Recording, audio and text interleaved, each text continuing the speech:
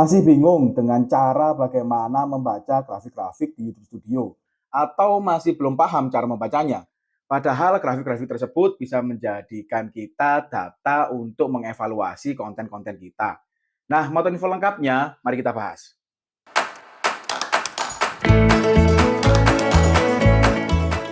Nah, sebenarnya semua fitur yang disediakan oleh YouTube itu bisa kita manfaatkan jika kita tahu bagaimana cara menggunakannya. Tak terkecuali tentang grafik-grafik yang ada di fitur analitik pada YouTube Studio ya. Nah, fitur analitik ini bisa kita manfaatkan untuk mengevaluasi konten-konten kita atau bahkan channel kita. Nah, jika kita YouTuber pemula untuk mengevaluasi konten, ini memang cukup penting dilakukan ya, sehingga kita tahu bagian-bagian mana saja yang telah disukai oleh penonton dan bagian mana-mana saja yang tidak disukai oleh penonton.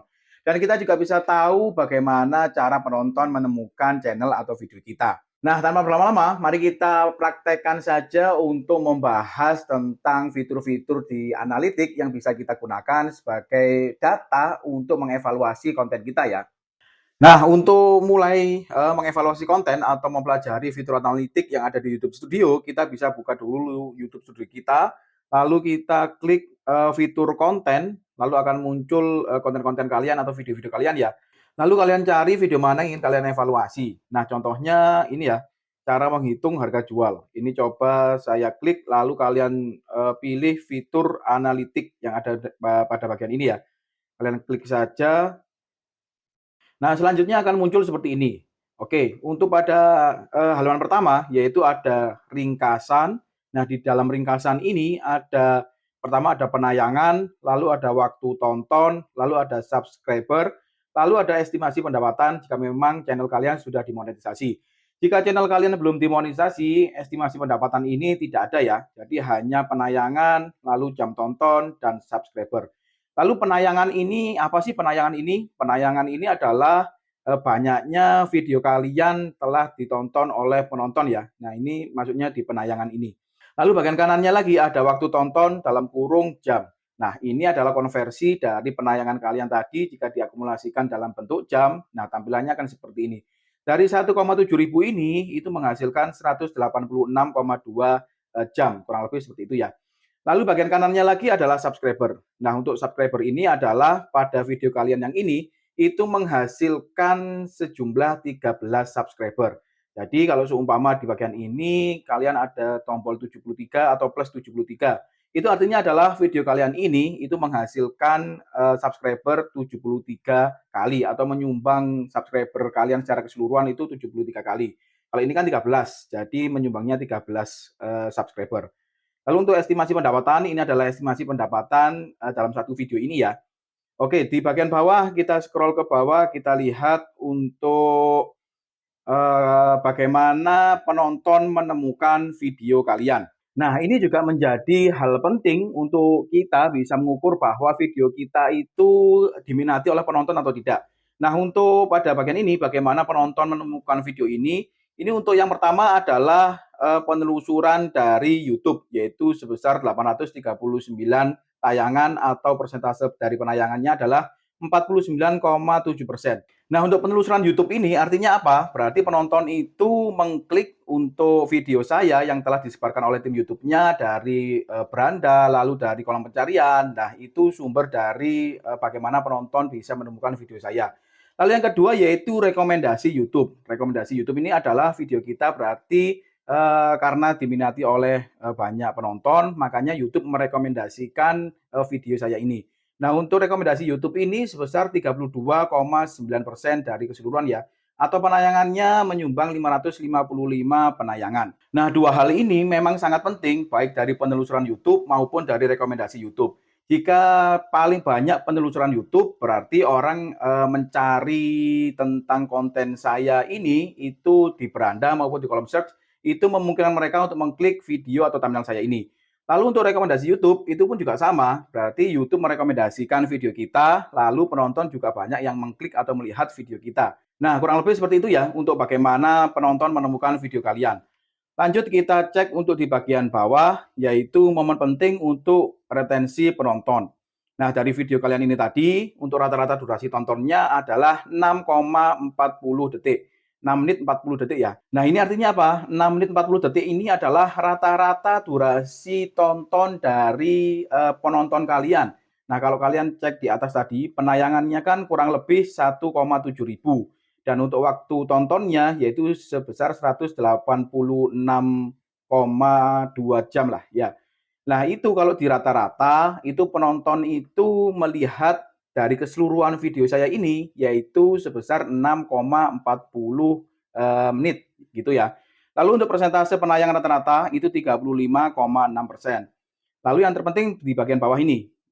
Nah, kalau bagian grafik ini memang ini wajar ya, jika memang turun seperti ini wajar memang grafiknya seperti ini. Lalu yang perlu kalian perhatikan pada bagian bawah ini, 62% penonton masih menonton di sekitar detik 0,30 yang berarti lebih tinggi dari performa standar. Pelajari lebih lanjut dengan membandingkan dengan video kalian yang lain. Nah, ini menjadi hal penting bagi kalian para konten kreator atau pembuat video untuk memperhatikan 30 detik awal dari video kalian. Jika 30 detik awal saja penonton sudah enggan atau tidak melihat video kalian, bagaimana penonton bisa melihat secara keseluruhan video kalian ya? Nah, ini besarannya 62%. Ini sudah cukup tinggi sih. Nah, jika kalian mengecek untuk di bagian ini itu lebih tinggi dari 62%, berarti itu sudah sangat bagus atau sangat istimewa ya. Itu berarti penonton betah melihat video kalian dalam kurun waktu 30 detik. Nah, jika memang betah dalam 30 detik, itu bisa memungkinkan untuk penonton bisa melihat video kalian sampai habis atau secara keseluruhan ya. Tapi jika kalian mendapatkannya ini cukup rendah atau di bawah 30% misalnya, nah itu berarti kalian harus mengevaluasi konten kalian tersebut. Bisa saja dalam 30 detik awal itu penonton sudah malas melihat video kalian. Ada beberapa hal mungkin yang membuat penonton itu merasa bosan melihat video kalian. Mungkin intronya terlalu panjang, lalu basa-basinya terlalu banyak, dan lain sebagainya. Nah, itu bisa kalian evaluasi. Jadi kalian membuat video di awal-awal itu langsung to the point aja atau tidak usah banyak bertele-tele. Nah, itu akan membuat penonton merasa betah atau tidak bosan melihat video kalian. Oke, untuk di ringkasan kurang lebih seperti itu ya. Kita coba geser ke bagian yang kedua, yaitu jangkauan. Nah, di jangkauan ini ada tayangan, lalu ada rasio klik tayang, lalu ada penayangan dan penonton unik. Nah, perbedaannya antara tayangan dengan penayangan itu apa ya? Nah, ini yang perlu diperhatikan. Kalau penayangan seperti yang di ringkasan tadi ya, penayangannya yaitu 1,7, ini adalah banyaknya penonton yang melihat atau mengklik video atau thumbnail saya. Nah, perbedaannya dengan tayangan itu adalah tayangan ini banyaknya YouTube menyebar thumbnail atau video saya. Nah, itu sebesar 11,7 ribu. Lalu untuk penayangan ini, nah setelah YouTube menyebarkan thumbnail atau video saya, nah penayangan itu adalah orang yang mengklik dari hasil sebaran YouTube itu tadi. Makanya itu biasanya tayangan ini pasti lebih besar daripada penayangan. Karena yaitu tadi, tidak mungkin kalau penayangan itu lebih besar dari tayangan. Karena penayangan itu diambilkan dari banyaknya klik dari sebaran thumbnail atau video yang disebarkan oleh YouTube ya. Lalu bagian kanan ini adalah rasio klik dari tayang, yaitu 11,4%. Lalu bagian bawahnya kita coba cek. Nah, untuk cara penonton menemukan video ini sudah kita bahas sama seperti sebelumnya ya, yaitu pada bagian ringkasan. Lalu kita scroll lagi ke bawah, kita cek di bagian pojok kanan bawah, yaitu istilah penelusuran YouTube. Istilah penelusuran YouTube ini adalah istilah-istilah yang sering digunakan oleh penonton untuk bisa menemukan video atau konten kita. Nah, jika kalian lihat tadi, untuk di bagian bagaimana cara penonton menemukan video ini, itu adalah penelusuran YouTube. Nah, penelusuran YouTube ini berarti orang banyak mencari di penelusuran, baik di beranda maupun di kolom search ya. Nah, untuk istilah-istilah apa yang sering digunakan oleh penonton sehingga bisa menemukan video kita, yaitu jawabannya ada di bagian pojok kanan bawah ini. Yaitu yang pertama, cara daftar Shopee Food, lalu cara menentukan harga jual di GoFood, lalu cara jualan di Shopee Food 2023, dan lain sebagainya. Nah, ini artinya adalah jika ada penonton yang mencari atau menulis di kolom search dengan istilah-istilah penelusuran YouTube ini, itu mereka memungkinkan untuk dibawa atau menemukan video saya. Nah, sehingga penonton bisa mengklik video saya. Nah, itu ya untuk fungsinya dari istilah penelusuran YouTube ini. Oke, lanjut ke sebelah kanannya lagi, yaitu ada interaksi. Kita klik saja.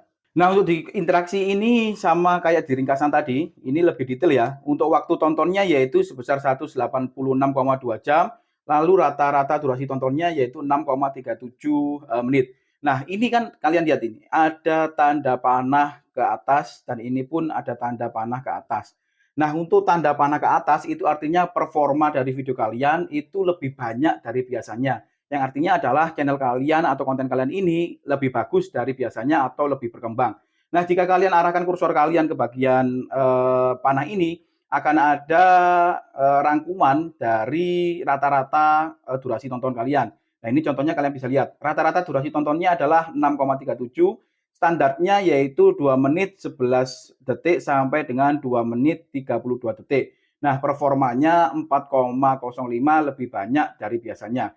Nah, jika channel kalian ada tanda panahnya seperti ini, berarti itu adalah kabar bagus, berarti konten kalian itu lebih disukai oleh penonton atau ide kalian itu tidak membosankan sehingga penonton terus-menerus melihat video kalian. Ini pun juga sama seperti ini ya.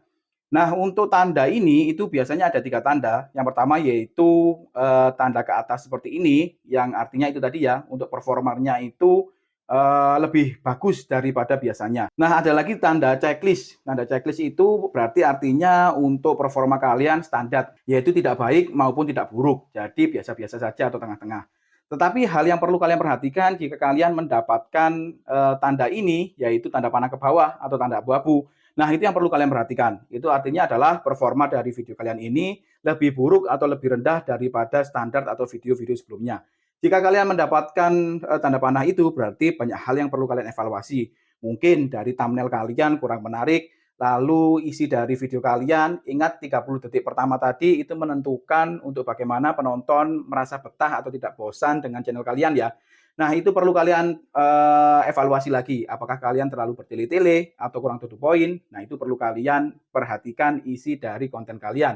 Lalu selanjutnya yaitu masalah editing mungkin. Mengeditnya kurang bervariasi ataupun membosankan. Nah, itu juga membuat penonton merasa enggan untuk melihat video kita itu secara keseluruhan atau sampai habis ya. Lalu bisa juga kalian evaluasi masalah jam uploadnya, lalu waktu uploadnya pun itu juga bisa kalian evaluasi. Nah, selanjutnya setelah interaksi, bagian kanannya lagi ada fitur penonton. Kita cek di fitur penonton ini ada apa saja. Nah, di bagian penonton ini kalian bisa mengecek untuk penonton yang kembali dan penonton baru. Untuk grafik biru ini adalah penonton baru. Lalu yang bagian ungu ini adalah penonton yang kembali ya. Lalu di bagian penonton ini kalian juga bisa melihat untuk umur dan gender untuk penonton kalian itu seperti apa.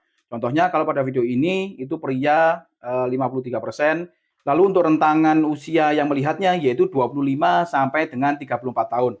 Nah, dengan kita mengetahui rentangan usia penonton kita itu rentangan usia berapa, itu bisa membuat kita untuk membuat atau mengarahkan atau cara mengobrolnya kita itu seperti apa. Contohnya seperti ini, jika memang penonton kalian adalah penonton-penonton yang usianya sekitar 25 sampai 34 tahun, ini berarti usia-usia yang belum terlalu tua, tapi juga tidak terlalu muda ya. Jadi bahasanya kalian juga perlu kalian pertimbangkan, bahasanya jangan terlalu yang formal dan jangan terlalu yang alay seperti itu. Jadi dari usia ini kita bisa melihat atau mengarahkan konten kita itu nanti mau dibawa seperti apa. Dari segi komunikasinya bagaimana, lalu dari segi tampilan desain bagaimana. Nah, selanjutnya yaitu fitur pendapatan di sebelah kanan. Nah, ini pendapatan ini jika channel kalian belum monetisasi, ini tidak ada ya. Jadi hanya penonton, interaksi, jangkauan, dan ringkasan. Nah, kurang lebih itu tadi ya fitur-fitur analitik yang bisa kita gunakan sebagai bahan atau data untuk mengevaluasi konten kita itu sebetulnya disukai penonton apa tidak, berkembang atau tidak, atau malah jangan-jangan turun. Nah, hal-hal semacam ini atau data-data semacam ini bisa kita gunakan untuk memperbaiki atau mengevaluasi konten kita agar kedepannya konten kita bisa lebih disukai oleh penonton atau subscriber kita. Nah, mungkin cukup sampai di sini ya video kali ini. Terima kasih sudah menonton. Semoga bermanfaat. See you next video.